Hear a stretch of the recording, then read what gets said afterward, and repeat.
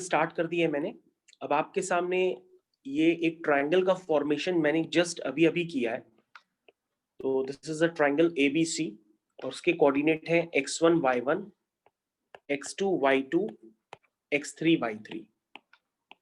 तो आपको तो ये ट्रायंगल बना करके वर्टिसेस लिखने की आदत पड़ गई होगी। तो बच्चों, कई बच्चे जब क्लास 10th में होंगे तो उन्होंने एरिया ऑफ ट्रायंगल ABC लिखा होगा। तो वो एरिया ऑफ ट्रायंगल आपको ABC आज यहाँ पे फिर से लिखना है।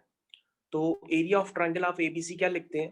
1/2 times x1 y2 minus y3 plus x2 y3 minus y1 plus x3 y1 minus y2।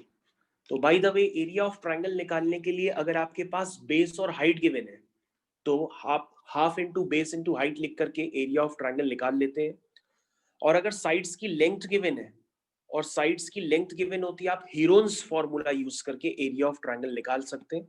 Heron's formula आपने पढ़ा होगा जरूर। तो हीरोन्स फॉर्मूला काफी बच्चों को पहले से भी पता होगा। जो under root s minus a s minus b s minus c होता है, इसको हम लोग तब यूज करते हैं जब ट्रायंगल की साइड्स गिवन होती है। तो ट्रायंगल के एरिया निकालने के कई सारे मेथड्स आपने ऑलरेडी देखे हैं, लेकिन अभी आप क्या देख रहे हैं कि ट्रायंगल का एरिया हम तब निकाल रहे हैं जब आपके पास क्या गिवन है? आपके पास गिवन है उसके वर्टिसेस। तो वर्टिसेस जब गिवन होते हैं तो एरिया ऑफ ट्रायंगल का जो फॉर्मेशन होता है, जो एरिया ऑफ ट्रायंगल आपका निकल के आता है, वो कुछ इस तरह से होता है। 1/2 times into bracket x1 times y2 minus y3 plus x2 times y3 minus y1 plus x3 times y1 minus y2। मतलब जहां से स्टार्टिंग करनी है वहीं से इसका एंड करना है। और बच्चों, ये एरिया जो होता है वो पॉजिटिव होता है, इसलिए आप इस पे मॉड भी लगा सकते हैं, क्योंकि जो भी एरिया अगर नेगेटिव आ भी रहा होगा तो आप उसको पॉजिटिव साइन के साथ ही लिखेंगे। और एरिया की जो यूनिट होती है वो होती है स्क्वायर यूनिट्स। क्या होती है? Square units. लेकिन अगर तक अभी भी आपको ये एरिया ऑफ ट्रायंगल लर्न करने में प्रॉब्लम होती है तो आप एक काम कर लिया करो, आप इस तरह से सर्किल बना लिया करो। सर्किल आप जानते हो ना बनाना? तो आप इस तरह से बना लो, y2 minus y3, y3 minus y1, y1 minus y2। देखो इस तरह से y2 से स्टार्ट करो, y2 माइनस y3, ठीक है, फिर y3 माइनस y1 और फिर y1 माइनस y2, और सबके साथ x1 x2 और x3 मल्टीप्लाई करते चले जाओ, तो आपके पास एरिया ऑफ ट्रायंगल इजिली निकल करके आ जाएगा। तो ये आप पहली बार नहीं देख रहे हैं, आपने इस तरह का सर्किल फिजिक्स में भी बनाया होगा। और जिन बच्चों ने फिजिक्स थोड़ी सी भी पढ़ी होगी ढंग से, तो उनको ये सर्कल देख करके तुरंत याद आ जाता होगा कि आपके सर ने आपको जरूर पढ़ाया होगा कि क्रॉस प्रोडक्ट ऑफ वेक्टर्स। तो क्रॉस प्रोडक्ट ऑफ वेक्टर्स में भी आप ऐसे ही करते थे। और अगर नहीं पता है तो चलो कोई बात नहीं, पता है तो समझ लो। कैसे आप करते थे? आई क्रॉस जे होता था के, जे क्रॉस के होता था आई, के क्रॉस आई क्या होता था? जे होता था ना क्रॉस प्रोडक्ट में।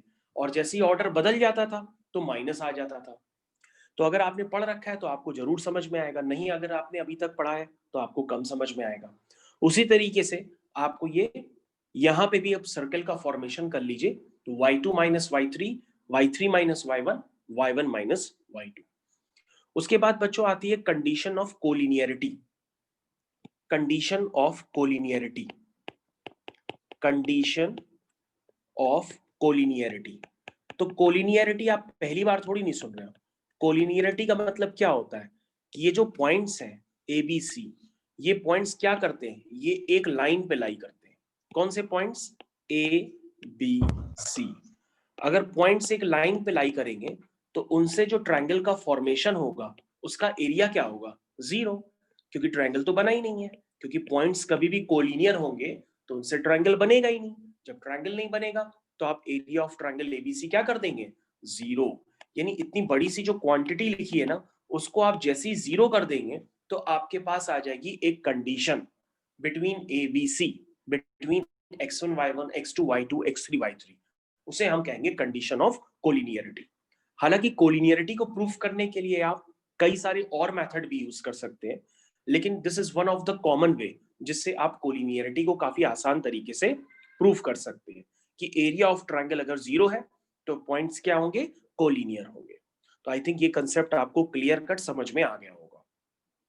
So अब what बच्चों हम is लोग कुछ collinear? कंसेप्ट्स, हाँ, कोलिनियर का मतलब बच्चों मैंने आपको बताया, जब पॉइंट्स आपके एक ही लाइन पे लाई करेंगे तो points are to be called collinear. जब पॉइंट्स आपके एक लाइन पे लाई करेंगे इन मैथमेटिक्स तो पॉइंट्स को हम लोग क्या कहते हैं, कोलिनियर। कोलिनियर का मतलब अगर पॉइंट्स एक लाइन पे लाई करेंगे तो वो ट्रायंगल का फॉर्मेशन नहीं कर पाएंगे, जिसकी वजह से एरिया ऑफ ट्रायंगल क्या हो जाएगा, 0 हो जाएगा। तो आपके पास कभी भी कंडीशन ऑफ कोलिनियरिटी आपको निकालनी हो तो आप कुछ नहीं करेंगे, एक छोटा सा काम करेंगे, एरिया ऑफ ट्रायंगल को 0 कर देंगे। और एरिया ऑफ ट्रायंगल आपने जस्ट अभी अभी ऊपर स्क्रीन पे लिखा हुआ है, ठीक है। एरिया ऑफ ट्रायंगल का फॉर्मूला आपको पता है। बाय द वे अभी आप और भी सीखेंगे तो आपको ज्यादा समझ में आएगा।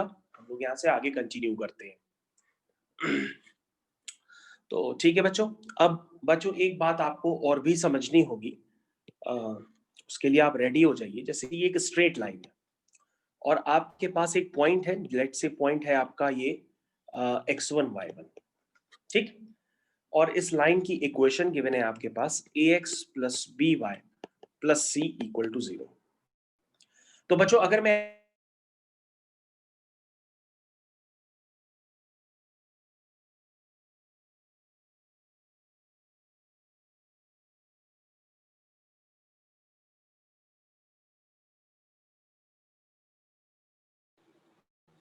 Sir, your voice is not coming.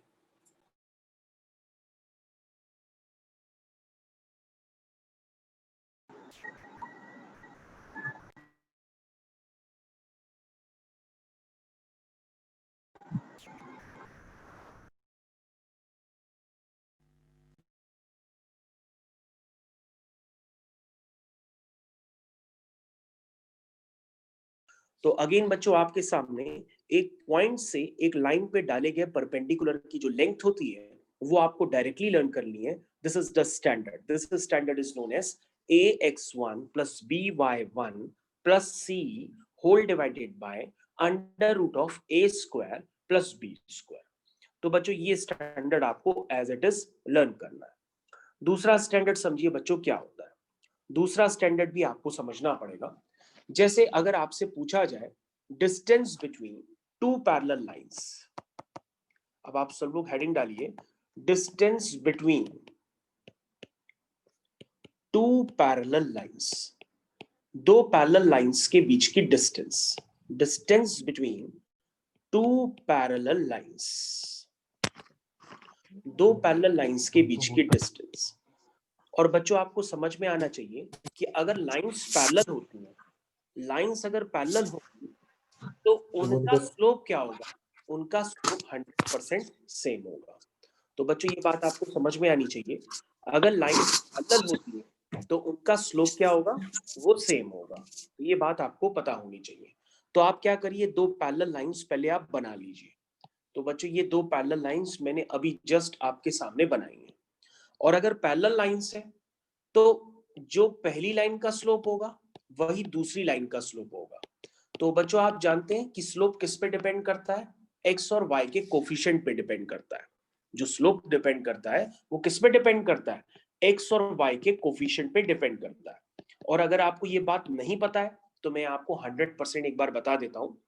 जैसे अगर आपने लिखा है a x plus b y plus c equal to 0, और अगर हम इस लाइन को स्लोप इंटरसेप्ट फॉर्म में लिखते हैं तो वो क्या होती है, वो होती है y is equal to m x plus c. और अगर हम यहां से y की वैल्यू निकालते हैं तो y की वैल्यू बच्चों आती है आपके स्क्रीन पे जो लिखी है वही y की वैल्यू है।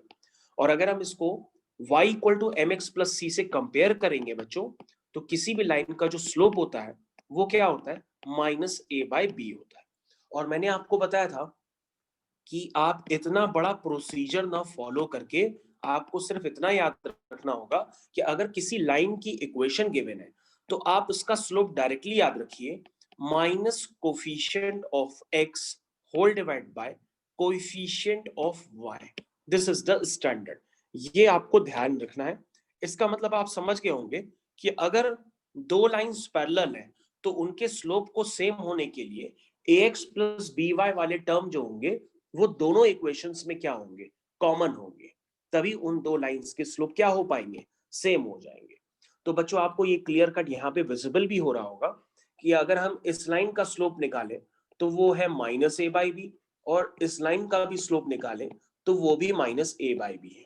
इसका मतलब ये दो पैरेलल लाइंस है और इनका स्लोप क्या है, सेम है। पैरेलल लाइंस का तो स्लोप सेम ही होता है। अब बच्चों जो पैरेलल लाइंस के बीच की डिस्टेंस होती है वो डिस्टेंस हमें निकालनी है। दिस इज द डिस्टेंस जो मैं आपकी स्क्रीन पे बना रहा हूं। ये जो डिस्टेंस होती है this is called shortest distance and shortest distance is also known as perpendicular distance. तो बच्चों दो लाइंस के बीच की जो शॉर्टेस्ट डिस्टेंस होती है यानी दो पैरेलल लाइंस के बीच की शॉर्टेस्ट डिस्टेंस वो मेरे को निकालनी है। और बच्चों ये जो डिस्टेंस होती है जिसको आप d से भी रिप्रेजेंट कर सकते हैं वो डिस्टेंस का स्टैंडर्ड आपको याद रखना होगा। This is called c1 minus c2 upon under root of a square plus b square. और बच्चों आपको ध्यान रखना होगा कि c1 माइनस c2 के ऊपर आप मॉड लगा दीजिएगा। अगर आपने गलती से भी नेगेटिव आया है आपका आंसर तो वो मॉड से पॉजिटिव हो जाएगा। तो बच्चों आपको ये बात ध्यान देनी होगी कि आपने क्या क्या सीखा। आपने दो स्टैंडर्ड अभी अभी जस्ट सीखे। क्या स्टैंडर्ड सीखे हैं? एक स्टैंडर्ड सीखा एक पॉइंट और लाइन के बीच की लेंथ ऑफ परपेंडिकुलर जिसको आप शॉर्टेस्ट डिस्टेंस कहते हैं। This is called ax1 plus by1 plus c upon under root of a square plus b square. और दूसरा स्टैंडर्ड आपने सीखा shortest distance between two parallel lines. This is called c1 minus c2 upon under root of a square plus b square. और अगर अभी तक आपने questions नहीं किए हैं तो मैं क्वेश्चंस भी आपको कुछ करा देता हूं क्योंकि straight line, parabola, circle, ellipse इन सब की थ्योरी अगर आपको क्लियर हो जाती है तो क्वेश्चंस भी आप बहुत जल्दी कर लेते हैं। चलिए तो आपके लिए मैं एक बेहद आसान क्वेश्चन पहले लिखता हूं। क्वेश्चन है find the equation find the equation of line for which find the equation of line for which tan theta is equal to half। ठीक है, tan theta is equal to half and आपके पास first part given है x axis intercept, जो आपका x axis intercept है वो equal to है 4 units के। और आपके पास सेकंड केस है उसमें y एक्सिस इंटरसेप्ट गिवन है और वो जो है वो इक्वल है -3/2 के। तो इन दोनों केसेस को यूज करके आपको लाइन की इक्वेशन निकालनी है। तो अगर आप समझ गए होंगे तो क्वेश्चन आपसे काफी जल्दी हो जाएगा क्योंकि आप समझ गए होंगे कि सर जो tan थीटा होता है उस tan थीटा को हम लोग ऑलरेडी क्या कहते हैं, स्लोप कहते हैं। तो इसका मतलब आपके पास सर क्या गिवन है, लाइन का स्लोप पहले से ही गिवन है दैट इज इक्वल टू 1/2। और बच्चों ये जो लाइन है उसका x एक्सिस इंटरसेप्ट क्या है, 4 यूनिट है।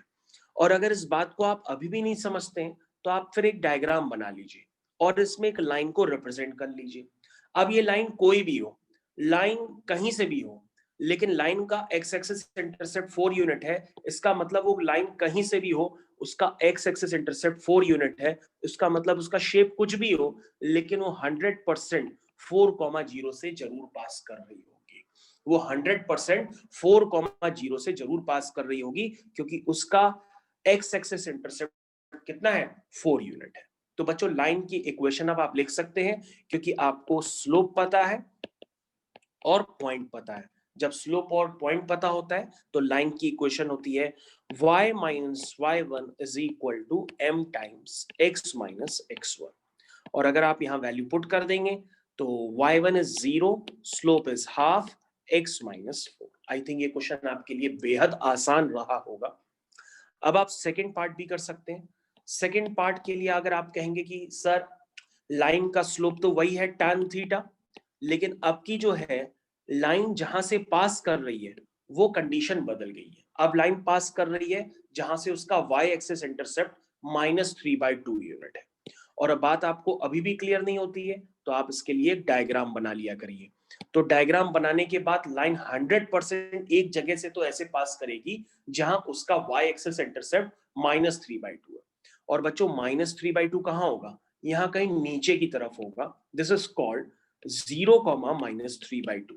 यहां से लाइन 100% पास कर रही होगी। अब लाइन का शेप कुछ भी हो लेकिन पास करेगी।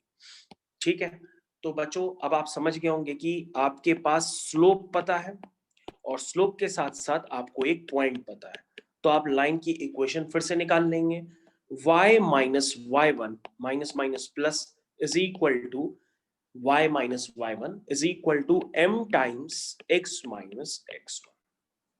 तो बच्चों लाइन की इक्वेशन लिखना तो अब आपके लिए काफी इजी काम हो गया होगा, क्योंकि लाइन की इक्वेशन आगे चल करके मत कहिएगा कि हम एक लाइन की इक्वेशन भी नहीं लिख पाते हैं, क्योंकि मैंने आज जो आपको सॉल्यूशंस भेजे हैं वो ज्यादातर क्वेश्चंस इसी कंसेप्ट पे बेस्ड है और उसमें कुछ भी नहीं है। ठीक है, तो नेक्स्ट क्वेश्चन बच्चों आपके लिए आपकी स्क्रीन पे अगेन आ रहा है। मैंने सॉल्यूशन को स्क्रॉल कर दिया है, होपफुली आप लोग को ये सॉल्यूशन बेहद आसान लगा होगा। नेक्स्ट क्वेश्चन, अगर आपको ये क्वेश्चन समझ में आया होगा तो आप नेक्स्ट क्वेश्चन भी काफी जल्दी कर लेंगे। Next question is the perpendicular, मैं परपेंडिकुलर को शॉर्ट में इस तरह से लिखता हूं, the perpendicular from the origin, the perpendicular from the origin to a line meets it at the point -2, 9. Find equation of line. तो ज्यादातर बच्चों ने अगर प्रैक्टिस की होगी तो वो क्वेश्चन कर लेंगे इसका। The perpendicular from the origin to a line meets it at the point -2, 9. Find the equation of line.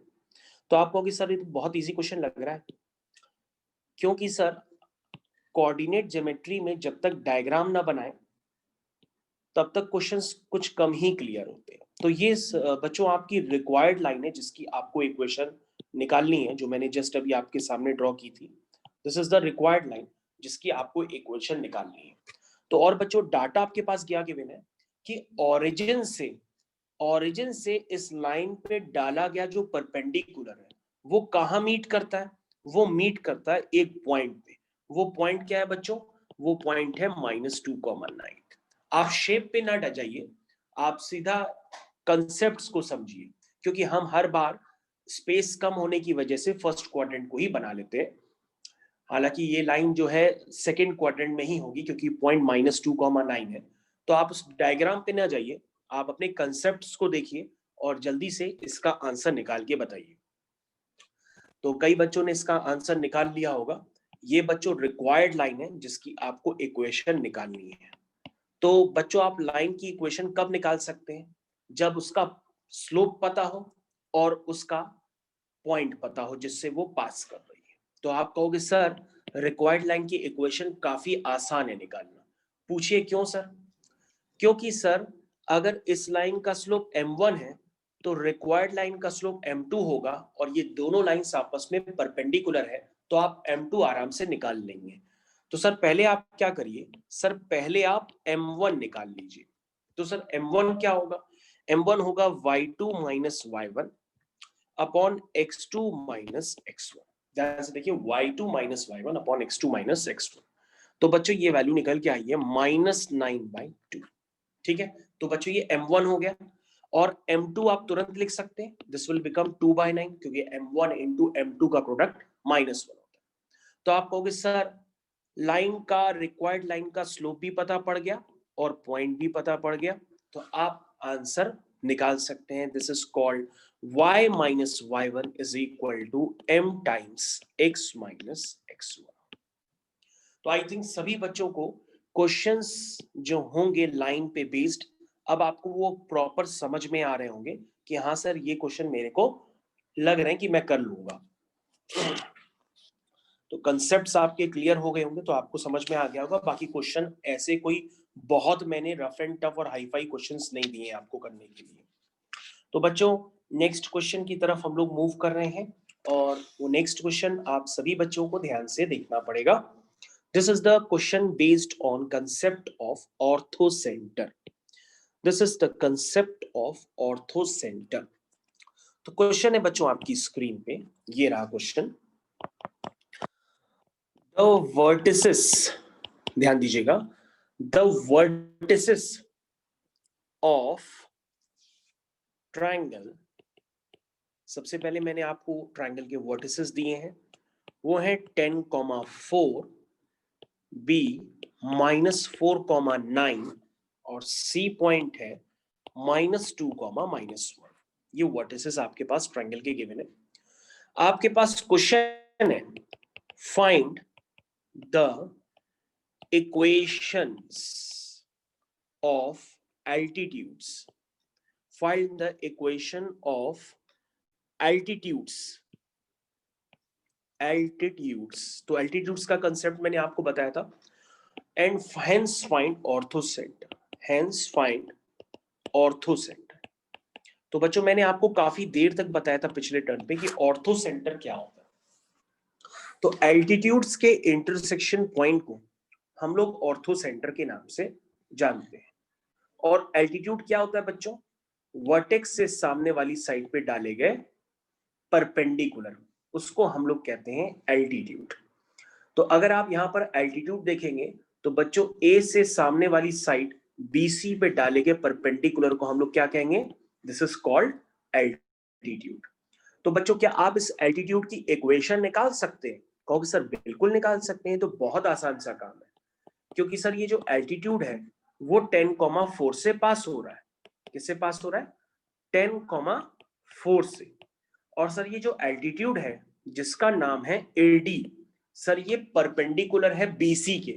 तो सर अगर हम बीसी का स्लोप निकाल लेंगे तो एडी का भी स्लोप आ जाएगा, और अगर एडी का स्लोप आ जाएगा तो एडी का पॉइंट भी पता है, तो आपके पास एडी की इक्वेशन आ जाएगी। तो सिमिलरली आप इस तरह से बी से डालेंगे एल्टीट्यूड की इक्वेशन, सी से डालेंगे एल्टीट्यूड की इक्वेशन, निकाल लेंगे।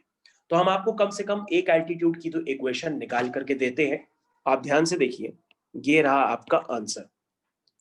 तो सबसे पहले हम बच्चों बीसी का स्लोप निकाल लेते हैं। चलिए बीसी का स्लोप निकालते हैं। बी को मान लीजिए x1 y1 और सी को मान लीजिए x2 y2। करिए, this is y2 minus y1, y2 minus y1 upon x2 minus x1, minus minus plus. तो बच्चों ये हो गया -10/2, दिस इज कॉल्ड -5। तो बच्चों ये बीसी का स्लोप आ गया। तो आप बच्चों तुरंत एडी का स्लोप खुद बता सकते हैं। अगर इसका -5 है तो उसका कितना होगा? 1/5 हो जाएगा, क्योंकि दोनों के स्लोप का प्रोडक्ट -1। तो बच्चों equation of altitude AD, equation of altitude AD. तो बच्चों एडी एल्टीट्यूड की इक्वेशन क्या होगी? This is y minus y1 is equal to m times x minus x1। तो सभी बच्चों ने इसका आंसर प्रॉपर तरीके से निकाला होगा। ओके, आप लोग मैसेज भी कर रहे हो, मैं तो ध्यान ही नहीं दे रहा हूं। चलो ओके, तो y minus y1 is equal to m times x minus x1। तो बच्चों आपके पास होपफुली एडी एल्टीट्यूड की इक्वेशन मैंने आपको निकाल करके दे दी है। तो आप लोग ने निकाल लिया होगा होपफुली। इसको मैं लिख देता हूं सिंप्लीफाई करके, this is x minus 5y plus 10 equal to 0। This is altitude AD. अब आप बच्चों यही काम सिमिलरली आप b से डाले गए एल्टीट्यूड की भी इक्वेशन निकाल सकते हैं, और c से डाले गए एल्टीट्यूड की भी इक्वेशन निकाल सकते हैं। ठीक है, तो अब बच्चों ये जो एल्टीट्यूड्स का इंटरसेक्शन पॉइंट होता है उसी को हम लोग क्या कहते हैं? ऑर्थोसेंटर। तो ऑर्थोसेंटर निकालना अब आपके लिए कोई बहुत बड़ा काम तो नहीं है। अब आप क्या कहोगे? कहोगे सर किसी भी दो एल्टीट्यूड्स की इक्वेशन निकाल लेते हैं और उनको आपस में सॉल्व कर लेते हैं। जैसे ही सॉल्व करेंगे तो हमारे पास ऑर्थोसेंटर निकल करके आ जाएगा। बोलो समझ में आया? तो अब आप एक काम कर लो, एडी की आप निकाल चुके हो, अब आप एक काम कर लो एसी की इक्वेशन निकाल लो, है ना? सॉरी, बीई एल्टीट्यूड की इक्वेशन निकाल लो या सीएफ एल्टीट्यूड्स की इक्वेशन निकाल लो, किसी की भी निकाल लो। तो आप निकाल लो, फिर उसके पास आपसे हो जाएगा। तो बीई की इक्वेशन निकल करके आ रही है। तो बच्चों बीई की जो इक्वेशन है एल्टीट्यूड की वो निकल के आ रही है 12x plus 5y plus 3 equal to 0। आप चेक कर लेना, आएगी आपसे। उसी तरीके से बच्चों अगर आप सी एफ एल्टीट्यूड की इक्वेशन निकालेंगे तो वो आएगी बच्चों 14x minus 5y plus 23 equal to 0। अब आप बच्चों किसी भी दो एल्टीट्यूड्स को सॉल्व कर लीजिए तो आपके पास ऑर्थो सेंटर आ जाएगा, ठीक है। तो कोई भी दो इक्वेशंस आप सॉल्व कर लीजिए। लेट्स से आपने इक्वेशन 1 और इक्वेशन 2 को सॉल्व कर लिया। जैसे ही आप सॉल्व करेंगे तो आपके पास बच्चों ऑर्थो सेंटर आ जाएगा। तो आई थिंक ऑर्थो सेंटर का कंसेप्ट और उसको निकालना कैसे, ये सभी बच्चों को क्लियर कट आ गया होगा। तो बच्चों आप इन इक्वेशंस को जब भी सॉल्व करेंगे तो आपका ऑर्थो सेंटर, चाहे आप पहली दूसरी को सॉल्व करिए, चाहे आप दूसरी तीसरी को सॉल्व करिए, चाहे आप तीसरी पहली को सॉल्व करिए, आपका ऑर्थो सेंटर वही सेम निकल करके आएगा। That is called -1,9/5। तो I think concept of ortho centre सभी बच्चों को अच्छे से क्लियर हो गया होगा। ऑर्थो सेंटर सभी बच्चों को क्लियर हो गया होगा। Sir please scroll down. हाँ, तो आई थिंक मैंने ऑर्थो सेंटर मैंने आपको बता दिया है। Ortho centre is the intersection point of altitudes. तो एल्टीट्यूड्स के इंटरसेक्शन पॉइंट को हम लोग ऑर्थो सेंटर कहते हैं, और हम लोग एल्टीट्यूड्स निकाल चुके हैं, उनको इंटरसेक्शन पॉइंट निकालेंगे तो आपका ऑर्थो सेंटर 100% निकल करके आ जाएगा। तो आई थिंक ये कंसेप्ट आप सभी बच्चों को क्लियर हो गया होगा। हम लोग नेक्स्ट क्वेश्चन की तरफ मूव करना चाह रहे हैं। तो हम लोग बच्चों नेक्स्ट क्वेश्चन की तरफ अभी मूव करेंगे।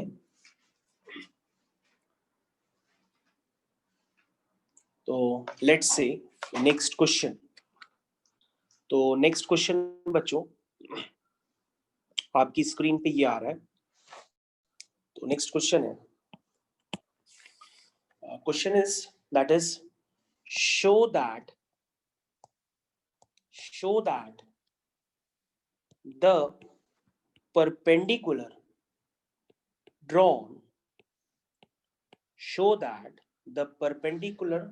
drawn from point है बच्चों आपका 4,1 on line segment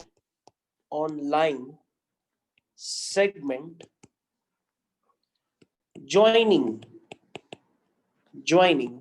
6,5 and 2,-1 divides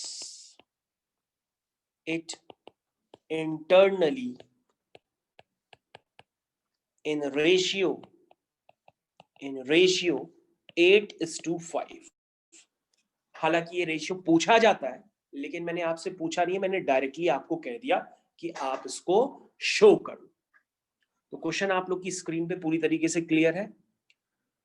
Show that the perpendicular drawn from the point 4,1 on the line segment joining the points 6,5, 2,-1 divides internally in the ratio 8:5। तो I think question आपके लिए easy है। Question आपके लिए easy है काफी। कैसे करेंगे? सबसे पहले कोऑर्डिनेट ज्योमेट्री है तो बिना डायग्राम की हेल्प के करेंगे तो कम समझ में आएगा, इसलिए आप डायग्राम जरूर बना लिया करिए खुद से। मैं ना बनाऊं तो आप अपनी कॉपी में पहले ही बना लिया करो। तो बच्चों पॉइंट आपका क्या है? दिस इज 4,1 और लाइन ज्वाइनिंग आपका हम मान लेते हैं ये A, B, this is 6,5 and this is 2,-1। अब हमको प्रूफ करना है ये जो परपेंडिकुलर है वो उस लाइन को 8:5 रेशियो में डिवाइड करता है। ये तो हमको शो करना है। तो हमको जो शो करना है उसको तो हम निकालेंगे ना। और बच्चों आपको सिखाया गया होगा कि कभी भी अगर रेशियो पूछा जाए तो रेशियो आप क्या लेट करते हैं, K:1 या λ:1, ये लेट करते हैं ना। कभी भी आपको पूछा जाए कि कोई भी पॉइंट इस लाइन को किस रेशियो में डिवाइड करता है तो आप क्या करते हैं, आप इसको λ:1 या K:1 जो भी मान करके निकालते हैं इसको। तो बच्चों जब हम λ:1 का रेशियो निकालेंगे तो वो ऑटोमेटिकली 8:5 आएगा। तो आपको आई थिंक ये कंसेप्ट क्लियर होगा कि जो रेशियो होता है वो हम लोग m/n नहीं मानते हैं, हम λ:1 मानते हैं कभी भी रेशियो जब हमसे पूछा जाता है। और अगर आपके मन में ये दुविधा है कि सर m/n क्यों नहीं लेते, तो बच्चों m भी कांस्टेंट होता है, n भी कांस्टेंट होता है, दो कांस्टेंट को डिवाइड करके हम एक नया कांस्टेंट मान लेते हैं, दिस इज कॉल्ड लैम्डा। इसलिए हम इसको λ/1 लेते हैं, और लैम्डा ये आसान होता है लेना, इसलिए हम लोग लेते हैं ताकि आपका क्वेश्चन जल्दी हो जाए। ओके बच्चों, तो आप ये तो समझ गए हैं कि ये परपेंडिकुलर है क्योंकि क्वेश्चन में ही गिवन है। ओके, तो अब आप क्या करिए, ए बी लाइन का स्लोप आप निकाल लीजिए आराम से, अपनी कॉपी में आप ए बी लाइन का स्लोप निकाल लीजिए, ठीक है। तो y2 minus y1 upon x2 minus x1, okay, x2 minus x1, ठीक है बच्चा, बाकी लोगों को भी मौका दो। तो -6 अपॉन माइनस कितना है ये 4, दिस इज 3/2। तो बच्चों ये ए बी लाइन का स्लोप निकल के आ गया। तो बच्चों पीएम लाइन का भी आप स्लोप निकाल सकते हो। पीएम लाइन का स्लोप क्या होगा, वो जस्ट इसका परपेंडिकुलर है तो -2/3। तो बच्चों पीएम लाइन का स्लोप पता है और ये भी पता है वो पास किससे कर रही है, 4,1 से। तो आप इक्वेशन ऑफ लाइन पीएम तो लिख ही सकते हो, this is y minus y1 is equal to m times x minus x1। तो बच्चों अब आपको ये बात क्लियर समझ में आ गई होगी कि हमने पीएम लाइन की इक्वेशन किस तरह से लिखी। और बच्चों आप m पॉइंट जो है वो सेक्शन फॉर्मूले से लिखना जानते हैं। अब आप ये मत कहिएगा कि आपने पिछली क्लास अटेंड नहीं की है, सेक्शन फॉर्मूला आपको क्लास 10th में भी बताया जाता है, चाहे कोई भी बोर्ड हो दुनिया का, चाहे आईबी बोर्ड हो, झारखंड बोर्ड हो, सीबीएसई बोर्ड हो, बिहार बोर्ड हो, सेक्शन फॉर्मूला क्लास 10th में भी होता है। और नहीं पता है तो भैया सीखो, सिखा रहे। तो m पॉइंट कैसे लिखेंगे, 2 into lambda plus 1 into 6 whole divide by 1 plus lambda, comma lambda into -1 plus 1 into 5 whole divide by lambda plus 1, this is the point. तो बच्चों ये आपका m पॉइंट निकल करके आ गया है। और बच्चों ये जो m पॉइंट है वो क्या करता है, आप कहोगे सर m पॉइंट जो है इस जो पीएम लाइन की इक्वेशन निकली है ना उस पे लाई करता है, लाई करता है ना, तो उसको क्या करेगा, सेटिस्फाई करेगा। तो पीएम लाइन की इक्वेशन को जब बच्चों आप सिंप्लीफाई करेंगे तो वो इक्वेशन इस तरह से नजर आएगी। तो आप क्या कहोगे कि जो m पॉइंट है वो पीएम लाइन पे लाई करता है तो उसको सेटिस्फाई करेगा। अब आप इसको सेटिस्फाई करा दो, तो सेटिस्फाई का मतलब इस इक्वेशन में जो x होगा, x की जगह ये वाला कोऑर्डिनेट और y की जगह ये वाला कोऑर्डिनेट हम पुट कर देंगे। तो आई थिंक सभी बच्चों को कंसेप्ट क्लियर हो गया होगा। तो 2x plus 3y minus 11 equal to 0। तो बच्चों अगर आप इसको सॉल्व करेंगे तो आपसे लैम्डा की वैल्यू निकल के आएगी, वो आएगी 8:5। और बच्चों आपका आंसर आ गया है क्योंकि आपने रेशियो माना था λ/1।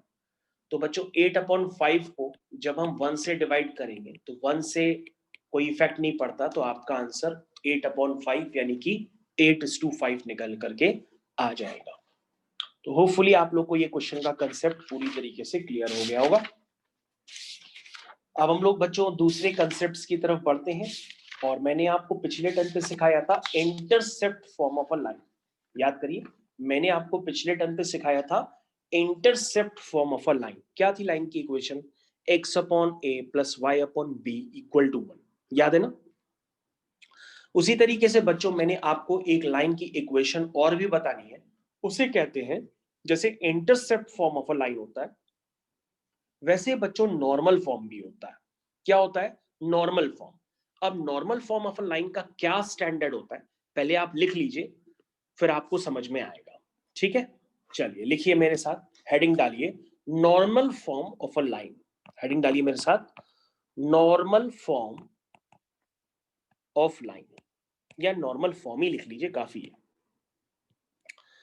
ओके, क्या कंसेप्ट होता है बच्चों, जरा इसका समझ लीजिए। सबसे पहले लिख लीजिए, आप पूरा स्टेटमेंट ही लिख लीजिए, the equation of straight line. बच्चों स्ट्रेट को मैं ST लिखता हूं सिर्फ, the equation of straight line upon which the length of perpendicular, ध्यान दीजिएगा, the equation of straight line upon which the length of perpendicular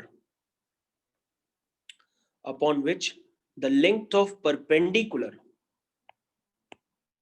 from origin is p. ठीक है ना? मैंने क्या बताया कि एक आपको लाइन की इक्वेशन निकालनी है, उस लाइन की प्रॉपर्टी क्या है कि ओरिजिन से उस लाइन पे डाले गए परपेंडिकुलर की लेंथ क्या है, p है, एज वेल एज जो परपेंडिकुलर है, and this perpendicular makes an angle alpha with x-axis is x cos alpha plus y sin alpha is equal to p. अगर आपको समझ में नहीं आया तो आप अभी घबराइए नहीं, मैं इसको पूरा हिंदी में कन्वर्जन कर रहा हूं, आपको समझ में आ जाएगा। बच्चों जैसे आपने पिछले टर्म पे पढ़ा था ना intercept form of a line, तो उसके बाद ये जस्ट स्टैंडर्ड होता है normal form of a line. तो बच्चों ये हमारी रिक्वायर्ड लाइन है जो मैं आपकी स्क्रीन पे छोटी बड़ी कर रहा हूं, आपको उस रिक्वायर्ड लाइन की इक्वेशन निकालनी है, लेकिन इसका ना ही एक्स एक्सिस इंटरसेप्ट पता है, ना ही इसका वाई एक्सिस इंटरसेप्ट पता है।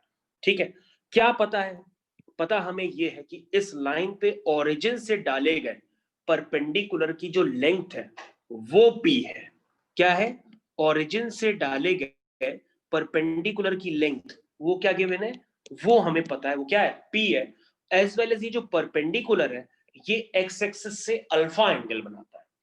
तो बच्चों ऐसे केस में इस रिक्वायर्ड लाइन की जो इक्वेशन होती है, this is x cos alpha plus y sin alpha is equal to p। तो बच्चों ये स्टैंडर्ड आपको याद करना होगा, इसकी प्रूविंग भी होती है लेकिन जरूरत नहीं है, आपसे कोई नहीं पूछेगा, आपको सीधा सीधा स्टैंडर्ड पता होना चाहिए। कभी भी आपसे कोई पूछे कि what is intercept form of a line, तो आप तुरंत उसको जवाब दीजिए x by A plus Y by B is equal to 1, जहां a क्या है, x एक्सिस इंटरसेप्ट, b क्या है, y एक्सिस इंटरसेप्ट। और अगर आपसे कोई पूछे normal form of a line, तुरंत उसको जवाब दीजिए x cos alpha plus y sin alpha is equal to p। p क्या है? Length of perpendicular from origin on the line, on the required line. और अल्फा क्या है? जो परपेंडिकुलर एक्स एक्सिस से एंगल बनाता है, दिस इज कॉल्ड अल्फा। तो बच्चों इसको हम लोग कहते हैं normal form of a line. Hopefully आप सबको समझ में आ रहा होगा क्योंकि मैं काफी धीरे धीरे आपको समझा रहा हूं। तो x cos alpha plus y sin alpha is equal to p। I think ये कंसेप्ट आपको क्लियर हो गया होगा, और कंसेप्ट को क्लियर करने के लिए हम लोग कुछ क्वेश्चंस जब तक नहीं करेंगे तो आपको पूरा ही क्लियर नहीं होगा। तो क्वेश्चन बहुत ही छोटा सा पहले मैं लोग लेता हूं। Question is find the equation of line, find the equation of line which is at distance 3 units from the origin, 3 units from the origin, and the perpendicular from origin ठीक है, makes an angle 30 डिग्री। ठीक है, तो आपको उस line की equation निकालनी है। कैसे निकालेंगे? क्योंकि सारा तो डाटा सर आपने एज इट इज दे दिया है, तो उसमें कोई चेंज तो हुआ नहीं, इसमें तो आंसर निकाल ही लेंगे। सर क्या डाटा है? आपको उस लाइन की इक्वेशन निकालनी है, और लाइन की इक्वेशन निकालने के लिए आपको ओरिजिन से डाले गए परपेंडिकुलर की लेंथ पता है, दिस इज कॉल्ड p, और वो p कितना है, 3 यूनिट्स। आपके पास अल्फा पता है, वो कितना है, 30 यूनिट्स। तो सर इस लाइन की इक्वेशन लिखना कौन सी बड़ी बात है? This is x cos alpha plus y sin alpha is equal to p। ये कोई बड़ी बात थोड़ी नहीं है। तो x cos 30 is √3/2, y sin 30 is 1/2 is equal to 3। तो दैट मीन्स आपके पास इक्वेशन आ गई √3x plus y is equal to 6. This is the normal form of a line. देखिए है बहुत आसान, अगर आप इसको टफ बनाएंगे तो भैया फिर आपको टफ लगेगा, लेकिन आपको ये याद रखना होगा, अब जो मैं क्वेश्चन दे रहा हूं उस क्वेश्चन पे आपको बहुत ध्यानपूर्वक देखना पड़ेगा, क्योंकि मैं क्वेश्चन में सिर्फ और सिर्फ स्टैंडर्ड यूज करूंगा और आपको ध्यान देना होगा कि यहां पे जो अल्फा है वो एक्स एक्सिस से बना हुआ एंगल होता है, वाई एक्सिस से बने हुए एंगल के लिए नहीं है। ये नहीं कि आप वाई एक्सिस से एंगल लेकर के बैठ जाओ। तो ये जो अल्फा होता है, इसलिए मैंने आपको अंग्रेजी में स्टैंडर्ड में लिखवा दिया था कि अल्फा क्या होता है, वो एंगल होता तो है लेकिन वो एक्स एक्सिस के साथ बना हुआ एंगल होता है। तो ये बात आपको स्पेशली याद रखनी होगी, क्योंकि जब क्वेश्चंस एग्जाम्स में आते हैं तो उनमें चेंजेस कर दिए जाएंगे ज्योमेट्री के अकॉर्डिंग। जैसे मैं एक छोटा सा क्वेश्चन फिर से लेता हूं, द लेंथ ऑफ, ध्यान दीजिएगा सभी लोग दोबारा, the length of perpendicular from origin to a line is 7 units and line makes, यानी जो परपेंडिकुलर है उसको मैंने लिख दिया, a line makes an angle of 150 degree with positive direction of y-axis. Find equation of line. Find equation of line. तो बच्चों देखो कैसे क्वेश्चन में चेंज कर दिया गया है। क्वेश्चन है छोटा, लेकिन अगर ध्यान नहीं दिया तो क्वेश्चन गलत भी हो जाएगा। ठीक है बच्चों, तो आपको बच्चों इस लाइन की इक्वेशन निकालनी है जो मैंने अभी रेड कलर से मार्क की है, और ओरिजिन से डाले गए परपेंडिकुलर की लेंथ आपको पता होनी चाहिए। वो लेंथ कितनी है आपके पास गिवन है, 7 यूनिट्स। लेकिन यहां पर एक बात गड़बड़ा गई है। क्या गड़बड़ा गई है कि आपके पास यहां पर y एक्सिस से positive direction of y axis क्या होती है, ये एंगल आपको पता है, तो ये एंगल कितना है 150 डिग्री। लेकिन आपको अल्फा लेना है, तो अल्फा तो ये होता है, तो ये पूरा एंगल 90 होता है, तो ये अल्फा आपका कितना हो जाएगा 30 डिग्री। सॉरी, कितना हो जाएगा, डायग्राम मैंने सही से बनाया नहीं है आई थिंक, लेकिन आप लोग समझ गए होंगे।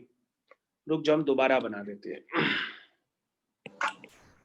वेट करो, दोबारा बने, वेट करो। ओके, अगेन देखिए यहां पर कुछ डाटा और गिवन था, मैंने डाटा कुछ और समझ लिया। फिर से देखते हैं क्वेश्चन को, एक बार रिव्यू करते हैं। क्वेश्चन में गिवन है the length of perpendicular from origin to a line is 7 units and line makes an angle 150 degree with positive direction of y axis. तो बच्चों ये जो लाइन है ये y एक्सिस के साथ एंगल बना रही है, ठीक है ना। मैंने परपेंडिकुलर को एक्सिस के साथ एंगल बना दिया है। इसमें ये नहीं लिखा है कि perpendicular positive direction of y axis के साथ एंगल बना रहा है, इसमें कुछ और लिखा है। इसमें लिखा है जो लाइन है वो positive direction of y axis के साथ 150 डिग्री एंगल बना रही है। तो बच्चों ये जो लाइन है वो लाइन इस एंगल को रिप्रेजेंट कर रही है, this is called positive direction of y axis. I think आपको अब बात क्लियर हो गई होगी पूरी तरीके से। परपेंडिकुलर बच्चों positive direction of y axis के साथ एंगल नहीं बना रहा, लाइन एंगल बना रही है positive direction of y axis के साथ, दिस इज कॉल्ड 150 डिग्री। अब बच्चों अब आप अल्फा निकाल सकते हैं, क्योंकि आप कहेंगे सर ये 30 है, क्योंकि पूरा 180 होता है, और सर बाकी एंगल्स भी आप निकाल सकते हैं। बाकी एंगल्स आप किस तरह से निकालेंगे, जरा कोई बताएगा किस तरह से आप एंगल्स निकालते हैं। एंगल्स निकालने के लिए बच्चों आपको ये कंसेप्ट पता होना चाहिए, आपको फिजिक्स में भी पढ़ाया जाता होगा। जो एंगल दो लाइंस के बीच में होता है वही एंगल उनके परपेंडिकुलर्स के बीच में भी होता है। ये कंसेप्ट ज्यादातर बच्चों को पता होगा।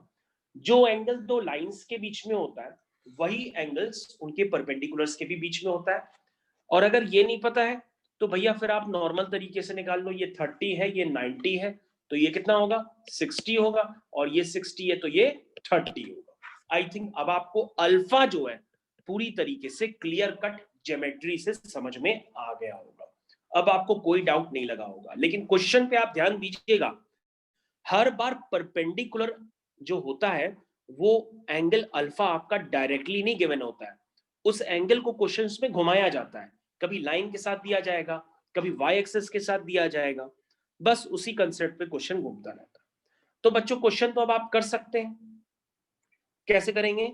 x cos alpha plus y sin alpha is equal to p, p आपका 7, वैल्यूज पुट कर दीजिए, क्वेश्चन आपका हो जाएगा। और काफी सारे बच्चों ने आंसर भेज दिया है, ठीक है, ओके। तो आई थिंक क्वेश्चन का कंसेप्ट आपको क्लियर हो गया होगा, नॉर्मल फॉर्म, क्योंकि ये क्वेश्चन से आप समझ गए होंगे कि नॉर्मल फॉर्म में और जनरल फॉर्म में क्या डिफरेंस है। तो आई थिंक सभी बच्चों को normal form of a line बहुत अच्छे से मैंने क्लियर कट समझा दिया है। तो normal form of a line में आई थिंक किसी बच्चे को कोई डाउट नहीं होगा।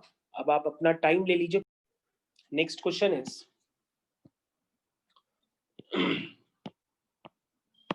find the slope of line which make an angle of 45 degree with the line 3x minus y plus 5 is equal to 0। तो बच्चों नेक्स्ट क्वेश्चन आपकी स्क्रीन पे, find the slope of the lines which make an angle 45 degree with the line 3x minus y plus 5 equal to 0। तो अगर आप इसकी geometry बनाएंगे तो ज्योमेट्री कैसे बनाएंगे? कहोगे सर दो लाइन है, इन दो लाइंस के बीच का एंगल ये 45 है, तो एक लाइन सर आपके पास गिवन है वो है 3x minus y plus 5 equal to 0, और आपके पास ये लाइन जिस लाइन से एंगल बना रही है उस लाइन का स्लोप निकालना है, तो उस लाइन का स्लोप हम मान लेते हैं m। तो ये तो क्वेश्चन आपके लिए काफी आसान हो गया, क्योंकि ज्योमेट्री देखते ही आपको क्लियर कट याद आ गया होगा। Angle between two lines, angle between two lines मैंने आपको क्या बताया था? This is known as tan theta is equal to mod of m1 minus m2, याद आ गया होगा पूरी तरीके से, mod of m1 minus m2 whole divide by 1 plus m1 m2।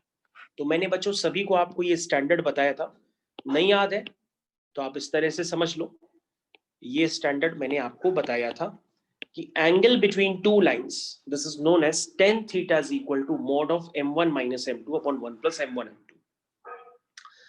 तो बच्चों आपके पास एक स्लोप है m और दूसरा स्लोप आप निकाल लीजिए, इसको m1 मान लीजिए, इसको आप m2 या m ही लिखे रहने दीजिए, ये होगा minus coefficient of x upon coefficient of y। तो एक आपका स्लोप है गिवन 3, कितना है 3। अब बच्चों कंसेप्ट लगा दीजिए, tan theta is equal to mod of m1 minus m2 upon 1 plus m1 into m। और बच्चों मैंने आपको कंसेप्ट सीधा सीधा बताया था कि कभी भी मॉड हटता है तो वहां पे क्या आ जाएगा? प्लस माइनस साइन आ जाएगा। क्या आ जाएगा? प्लस माइनस साइन आ जाएगा, क्योंकि आपको मॉड की थ्योरी पढ़ाई गई थी। तो जैसे ही आप लिखते थे mod x is equal to 2, तो एक्स की वैल्यू क्या होती थी? Plus minus 2। उसी तरीके से बच्चों अगर किसी का भी मॉड इज इक्वल टू कोई नंबर है तो मॉड हटाते ही प्लस माइनस साइन आपको लगाना पड़ेगा, चाहे आप लेफ्ट हैंड साइड पे लगाइए चाहे आप राइट हैंड साइड पे लगाइए, लगाना पड़ेगा। तो बच्चों एक बार हम प्लस साइन लेंगे और एक बार हम माइनस साइन लेंगे। तो बच्चों एक बार जब हम प्लस साइन लेंगे तो आपके पास ये बन जाएगा, और जब हम एक बार माइनस साइन लेंगे तो आपके पास कुछ ऐसा बन जाएगा, और दोनों को सॉल्व करेंगे तो आपके पास m की वैल्यू आएगी -2 और 1/2। तो आई थिंक ये कंसेप्ट आपको क्लियर हो गया होगा। Angle between two lines that is given by tan theta is equal to mod of m1 minus m2 upon 1 plus m1 m2। Concept is clear. तो आपको ये कंसेप्ट पता होना चाहिए। नेक्स्ट क्वेश्चन की तरफ हम लोग मूव करने जा रहे हैं।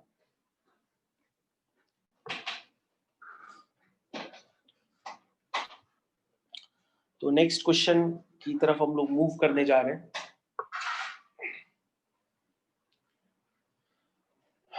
ओके, तो बच्चों आई थिंक ये थ्योरी आप लोग को याद होगी कि अगर आप mod x is equal to mod y लिखते हैं तो x is equal to plus minus y, ये सब आपको बताया गया था। या mod x is equal to 2 होता है तो आप x is equal to plus minus 2 लिखते हैं। ये सारे कंसेप्ट्स आपको जब mod की थ्योरी पढ़ाई गई थी तो आपको बताया गया है। ठीक है, तो बच्चों नेक्स्ट क्वेश्चन हम लोग करने जा रहे हैं और नेक्स्ट क्वेश्चन के कंसेप्ट आपको पहले ही से पता है, आपको सिर्फ करना है। क्वेश्चन है, if the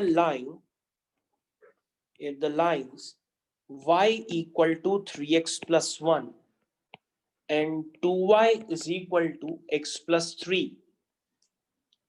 are equally inclined to the line y is equal to mx plus 4, find the values of m। Again आपके लिए काफी आसान क्वेश्चन है। क्वेश्चन में गिवन है कि y is equal to 3x plus 1 जो लाइन है, ये line y is equal to mx plus 4 के साथ जो एंगल बनाती है, और वही एंगल एक दूसरी line 2y plus equal to x plus 3 y equal to mx plus 4 के साथ बनाती है। इक्वली इंक्लाइंड का मतलब क्या है कि ये दोनों लाइंस जो होती हैं individual y equal to mx plus 4 के साथ सेम एंगल बना रही है। इक्वली इंक्लाइंड का मतलब यही आपको बताया जाता है। तो बच्चों इस लाइन की इक्वेशन क्या है, वो है y is equal to 3x plus 1, यानी क्लियर कट है, इसका स्लोप आपको नजर आ रहा है 3। और बच्चों इस लाइन की इक्वेशन है y is equal to mx plus 4 और इसका स्लोप आपको m ही नजर आ रहा है। और उसके बाद बच्चों इस लाइन की इक्वेशन है 2y is equal to x plus 3, that means y is equal to x upon 2 plus 3 upon 2, यानी इसका स्लोप आपको 1/2 नजर आ रहा है। और ये y equal to mx plus 4 है, इसका स्लोप आपको m ही नजर आ रहा है। तो बच्चों हम दोनों में tan थीटा निकालेंगे और दोनों के tan थीटा को आपस में इक्वल कर देंगे। कंसेप्ट आपको क्लियर कट समझ में आ गया होगा। तो यहाँ पे जब बच्चों हम tan थीटा निकालेंगे तो वो आएगा mod of m1 minus m2 upon 1 plus m1 m2। और यहाँ पे जब हम मॉड tan थीटा लिखेंगे वो आएगा mod of m1 minus m2 upon 1 plus m1 into m2। I think ये बात आपको क्लियर हो गई होगी। और दोनों ही tan थीटा इक्वल है, दोनों ही सेम है, तो दोनों के LHS इक्वल है तो RHS भी इक्वल होंगे। तो हम दोनों तरफ उनको आपस में इक्वल करेंगे। जैसे ही हम दोनों तरफ आपस में इक्वल करेंगे तो आपके पास ये जो इक्वेशन बन के आई है कुछ इस तरह से नजर आएगी। और दोनों तरफ जब मॉड हटाएंगे तो वो प्लस माइनस साइन के साथ हटेंगे। तो this is m plus 3 upon 1 plus 3m is equal to, एक बार हम प्लस साइन लेंगे और फिर हम एक बार माइनस साइन लेंगे। तो आप अपनी कॉपी में भी कैलकुलेशंस कर सकते हैं। इस तरह से आप प्लस माइनस साइन लेंगे और जब आपसे यहाँ पर एक बार प्लस साइन लेंगे एक बार माइनस साइन लेंगे तो आपके पास यहाँ से m कैलकुलेट होकर के आ जाएगा। तो एक इक्वेशन से तो m निकलेगा ही नहीं, क्योंकि एक इक्वेशन आपकी बनेगी m square plus 1 is equal to 0। m square plus 1 is equal to 0, वहां से m निकलेगा ही नहीं, क्योंकि m स्क्वायर माइनस 1 आ जाएगा और किसी का भी स्क्वायर माइनस 1 तो हो ही नहीं सकता। ठीक है ना, क्योंकि आप कॉम्प्लेक्स नंबर थोड़ा ना पढ़ रहे हो, क्योंकि m square is equal to minus 1 तो m is equal to under root of minus 1, that is m is equal to i। वो थोड़ा ना लिखना है, इमेजिनरी स्लोप थोड़ा ना निकालना है। तो आपके पास एक इक्वेशन बनेगी m square plus 1 equal to 0, तो वहां से कोई रिजल्ट निकलेगा नहीं। तो आप क्या करेंगे, आपके पास एक दूसरी इक्वेशन बनेगी, वही आपके काम की होगी। तो जो दूसरी इक्वेशन होगी वो होगी 7m² माइनस 2m माइनस, ध्यान दीजिएगा मैं आपको लिख कर दे रहा हूं जो इक्वेशन और आपका आंसर होगा। This is 7m² minus 2m minus 7 is equal to 0। तो यहां से m की वैल्यू आएगी 1 plus minus 5√2 upon 7। This is the answer. तो आई थिंक आप लोग को क्लियर हो गया होगा, क्लियर कट समझ में आ गया होगा। तो बच्चों मैंने आपको जो आपकी टेक्स्ट बुक है जिसको आप लगा रहे हैं एनसीईआरटी या एमएल अग्रवाल जो भी लगा रहे होंगे, तो उसके जो स्ट्रेट लाइन के कंसेप्ट्स है वो मैंने आपको ज्यादातर क्लियर कर दिए हैं। लेकिन अभी आपको क्वेश्चंस की प्रैक्टिस करनी होगी, वो मैं आपको धीरे धीरे कराता रहूंगा। लेकिन अकॉर्डिंग टू एनसीईआरटी आपके जितने भी कंसेप्ट्स थे वो मैंने आपको अभी क्लियर कर दिए हैं। मतलब पिछले टर्म से अभी तक आपने स्ट्रेट लाइन की काफी सारी थ्योरी पढ़ ली है, तो इस थ्योरी में स्ट्रेट लाइन के सारे कंसेप्ट्स आ गए हैं। अब बच्चों हम लोग को आगे क्या करना होता है वो आपको कुछ बातें समझनी पड़ेंगी। अब आई थिंक पहले आप यहां तक क्लियर कर लीजिए, यहां तक सभी बच्चों का आ गया होगा और आपको ये फॉर्मूला क्लियर हो गया होगा कि that is tan theta is equal to mod of m1 minus m2 upon 1 plus m1 m2। अब बच्चों आगे जो आपको समझना होगा वो कुछ और बातें हैं। चलिए हम लोग आगे कंटिन्यूएशन में लेते हैं। अब सभी बच्चे यहां पर हेडिंग डालेंगे सर्किल। सभी बच्चे यहां पर अब हेडिंग डालिए, नई heading, this is called circle. तो स्ट्रेट लाइन के सारे concepts according to NCERT are finished. तो अब आपको एनसीईआरटी पूरी लगानी है स्ट्रेट लाइन, फिर हम लोग उसमें आगे डिस्कस करेंगे। जब एनसीईआरटी फिनिश हो जाएगी तो हम लोग उसके आगे कुछ और बातों को डिस्कशन करेंगे। पहले आपको इतना काम करना पड़ेगा। अब हम लोग सर्कल्स में जो भी बेसिक कंसेप्ट्स यूज होते हैं उनको समझ लेते हैं। तो बच्चों सर्किल हेडिंग डालने से पहले, circle is the part of conic section. मेरी बात ध्यान से सुनिएगा, circle is the part of conic section. क्या होती है? कोनिक सेक्शन का एक पार्ट होता है। तो बच्चों सर्किल एक पार्ट होता है कोनिक सेक्शन का। मेरी बात ध्यान से सुनिएगा, सर्किल एक पार्ट होता है कोनिक सेक्शन का। तो कोनिक सेक्शन के कितने पार्ट होते हैं? Circle, parabola, ellipse, hyperbola. ये चारों पार्ट्स के कंसेप्ट्स आपके नीट एंड क्लीन क्लियर होने चाहिए। ठीक है, अब कंसेप्ट्स किस तरह से बनाए जाते हैं वो आप समझ लीजिए। सबसे पहले बच्चों करना क्या होता है कि अगर आपसे कोई पूछे कि what is the standard equation of circle, तो आपको क्या करना होगा, आप ऐसे मन में सोचोगे कि अगर एक पॉइंट हो जिसको हम फिक्स पॉइंट कह सकते हैं, this is called x1 y1, और एक फिक्स पॉइंट से एक कांस्टेंट डिस्टेंस पे, ध्यान दीजिएगा मेरी बात, फिक्स पॉइंट से हमने कांस्टेंट डिस्टेंस पे एक पॉइंट कंसिडर कर लिया, उस पॉइंट का नाम है P, उस पॉइंट का नाम है P। लेकिन अब आप कहोगे सर फिक्स पॉइंट से एक कांस्टेंट डिस्टेंस पे आपने जो पॉइंट P लिया है, वो पॉइंट P तो कई जगह लाई कर सकता है, जरूरी थोड़ी ना वो यहीं पर हो। वो तो कांस्टेंट डिस्टेंस पे कहीं और भी हो सकता है एज इट इज। वो सर वो P पॉइंट यहां पे भी हो सकता है, वो सर P पॉइंट यहां पे भी हो सकता है, वो सर P पॉइंट यहां पे भी हो सकता है, क्योंकि सर फिक्स पॉइंट से एक कांस्टेंट डिस्टेंस पर कई सारे पॉइंट्स हो सकते हैं।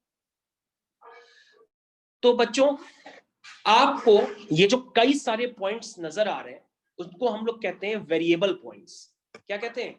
Variable points. तो आपको इस वेरिएबल पॉइंट का लोकस निकालना है। ध्यान से सुनिएगा, फिक्स पॉइंट से कांस्टेंट डिस्टेंस पर आपको अगर कोई पॉइंट लेना हो तो वो आप चारों तरफ कई सारे पॉइंट्स ले सकते हैं। तो इनको कहते हैं हम वेरिएबल पॉइंट्स, और वेरिएबल पॉइंट्स को हमेशा हम लोग h, k से रिप्रेजेंट करते हैं। मेरी बात ध्यान से सुनिएगा, वेरिएबल पॉइंट्स को हम लोग हमेशा h, k से रिप्रेजेंट करते हैं। और ध्यान से देखते हैं कि h, k कहां कहां लाई कर रहा है। जब हम उन सारे पॉइंट्स को आपस में ज्वाइन कर देते हैं तो जो पाथ बन के आता है उसको हम लोग कहते हैं लोकस। क्या कहते हैं? लोकस। जैसे इस वेरिएबल पॉइंट का लोकस क्या है? सर्किल। क्या है? सर्किल। क्योंकि ये वेरिएबल पॉइंट जैसे जैसे आप चारों तरफ लेंगे और उन सारे पॉइंट्स को ज्वाइन करेंगे तो उस वेरिएबल पॉइंट का लोकस क्या आएगा? सर्किल। तो बच्चों लोकस क्या होता है? लोकस एक पाथ होता है। लोकस क्या होता है? एक पाथ होता है। उस पाथ की इक्वेशन आपको निकालनी होती है और पाथ की इक्वेशन निकालने के लिए आपके पास जो गिवन कंडीशंस होंगी आप उसको यूज करेंगे और अपने पाथ का लोकस निकालेंगे।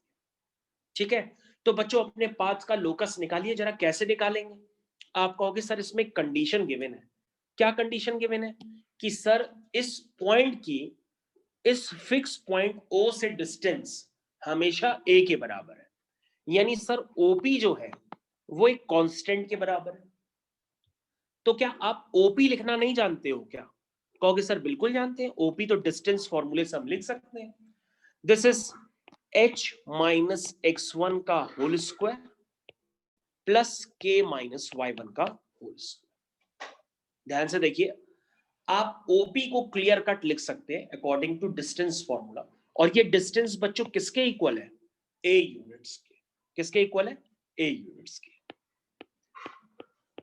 अब बच्चों दोनों तरफ स्क्वायरिंग करिए। लिखिए यहां पे स्क्वायरिंग बोथ साइड्स। यहां पे लिखिए स्क्वायरिंग बोथ साइड्स। तो आपके पास आ जाएगा h माइनस x1 का whole square plus k minus y1 का whole square is equal to a square. और बच्चों जब आपकी कंडीशन बन जाए तो फाइनली आप क्या करेंगे? h को x से रिप्लेस कर देंगे, k को y से रिप्लेस कर देंगे। तो आपके पास स्टैंडर्ड इक्वेशन ऑफ सर्किल निकल करके आ जाएगी। This is called standard equation of circle. ये क्या रिप्रेजेंट करती है? Represents standard equation of circle. ये बच्चों क्या रिप्रेजेंट करती है? Standard equation of circle. तो बच्चों अगर आप वेरिएबल पॉइंट को ज्वाइन करेंगे तो वेरिएबल पॉइंट्स जब ज्वाइन करेंगे तो देखिए इस तरह से आपका क्या बन के तैयार हो जाता है? एक सर्किल तैयार होकर के हो जाता है। ठीक है? तो दिस इज कॉल्ड सर्किल। ठीक है बच्चों? तो आपको आई थिंक ये बात क्लियर कट समझ में आ गई होगी। तो बच्चों जो फिक्स पॉइंट होता है, फिक्स पॉइंट, उसको हम लोग कहते हैं, fix point is called centre of circle. इधर बच्चों ध्यान दीजिएगा, fix point is called centre of circle and जो कांस्टेंट डिस्टेंस है and constant distance is called radius of circle. क्या कहते हैं उसको? Radius of circle. तो बच्चों आपको अगर इस तरह से कोई भी इक्वेशन लिख करके आ जाए तो इस इक्वेशन को देख करके आप तुरंत बता दीजिएगा कि इस सर्किल का जो सेंटर है वो है x1 y1 और जो रेडियस है वो है a यूनिट्स। तो बच्चों ये बात आपको समझ में आनी चाहिए कि आप इस इक्वेशन को देख करके तुरंत आपको बताना होगा कि इसकी रेडियस a यूनिट्स है और जो सेंटर है आपका वो x1 y1 है। ये बात आपको तुरंत बतानी पड़ेगी। ठीक है? तो बच्चों हम लोग कहते हैं इसको स्टैंडर्ड इक्वेशन ऑफ सर्किल। लेकिन बच्चों कभी कभी क्या होगा आपके पास, मैं आगे की कंसेप्ट्स की बात कर रहा हूं, ध्यान दीजिएगा। कभी कभी आपके पास क्या होगा कि आपके पास डायरेक्टली कोई इक्वेशन दे दी जाएगी, let's say x square plus y square. क्योंकि जब आप बच्चों इस स्टैंडर्ड इक्वेशन को ओपन करेंगे ना तो उसमें किसके टर्म्स आएंगे? एक्स स्क्वायर के टर्म्स आएंगे, वाई स्क्वायर के टर्म्स आएंगे, 2ab के टर्म के आएंगे, 2by के टर्म आएंगे, कांस्टेंट आएगा, यही सब तो आएगा। तो बच्चों आपके पास क्या होगा कभी कभी कि ये इक्वेशन न दे करके आपके पास इक्वेशन किसी और फॉर्म में दे दी जाएगी। लेट्स से आपको इस फॉर्म में दे दी गई, यानी इसको ओपन कर दिया गया लाइक दिस, इस तरह से दे दिया गया। ठीक है? जैसे मान लो आपको अगर मैं सीधा सीधा समझाने की कोशिश करूं तो सीधा सीधा भी आप समझ सकते हो। आप जरा फिर से ध्यान से देखिएगा। जैसे बच्चों मैंने कहा आपके पास एक इक्वेशन गिवन है, जरा इक्वेशन को ध्यान से देखिएगा। सभी बच्चे स्क्रीन पे ध्यान दे, ध्यान से। ये इक्वेशन है आपके पास। हमसे पूछा गया ये इक्वेशन देख करके कि बताओ सर्किल का सेंटर क्या है और रेडियस क्या है। तो तुम कहोगे सर ये तो बहुत आसान है, इसको हम क्या करेंगे, कंपेयर कर लेंगे। x माइनस x1 का whole square plus y minus y1 का whole square is equal to a square से कंपेयर करेंगे। तो सर कंपेयर करेंगे तो हम इसको इसी फॉर्म में लिखेंगे। इधर ध्यान दीजिएगा स्क्रीन पे, वरना समझ में आना बंद हो जाएगा। तो बच्चों जब हम इसको से कंपेयर करेंगे तो आपका सेंटर क्या आएगा, आपका सेंटर क्या आएगा, सेंटर आएगा आपका -1,1 और रेडियस क्या आएगी आपकी, रेडियस आएगी आपकी 2 यूनिट्स। क्योंकि जब हम 4 को a का स्क्वायर की तरह लिखेंगे तो वो क्या बन जाएगा, 2 का स्क्वायर। तो रेडियस आपकी क्या बन जाएगी, 2 यूनिट्स। तो बच्चों इस इक्वेशन को तो देख करके आपने तुरंत बता दिया कि आपका सेंटर क्या है और रेडियस क्या है। लेकिन बच्चों कभी कभी क्या होता है कि आपके पास तो ये बनी बनाई इक्वेशन है, कभी कभी आपके पास ये बनी बनाई इक्वेशन परफेक्ट स्क्वायर के फॉर्म में नहीं आएगी। ठीक है ना, आपके पास पूरी ओपन करके दे दी जाएगी, तब आपसे पूछा जाएगा कि बताओ उसकी सेंटर और रेडियस क्या है। लाइक दिस, जैसे इसको अगर ओपन कर दिया तो हमारे पास मान लो ये इक्वेशन आ गई, एज्यूम कर लो ये इक्वेशन आ गई। तो बच्चों इस केस में आप क्या करोगे, इस केस में करोगे कि सर आपको x का भी परफेक्ट स्क्वायर बनाना पड़ेगा, फिर y वाला परफेक्ट स्क्वायर बनाना पड़ेगा। मतलब इस इक्वेशन को नीचे वाले स्टैंडर्ड के फॉर्म में कन्वर्ट करना पड़ेगा, तब आप उसका सेंटर और रेडियस बता पाओगे। यही तो करोगे ना।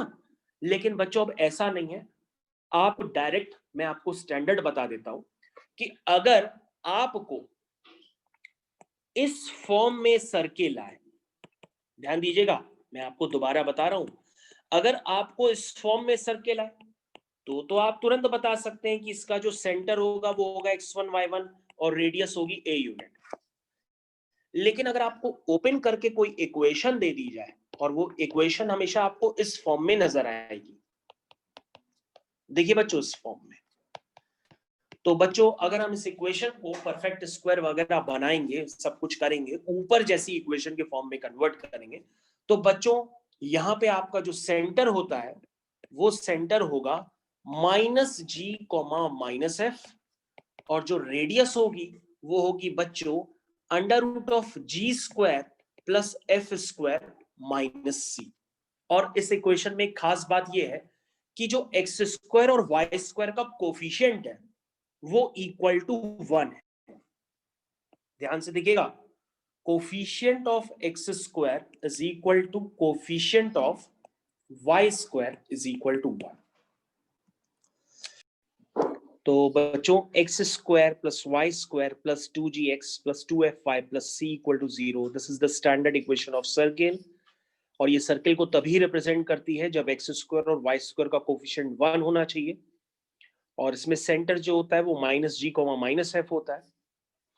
रेडियस जो होती है वो होती है √g² प्लस f² - c।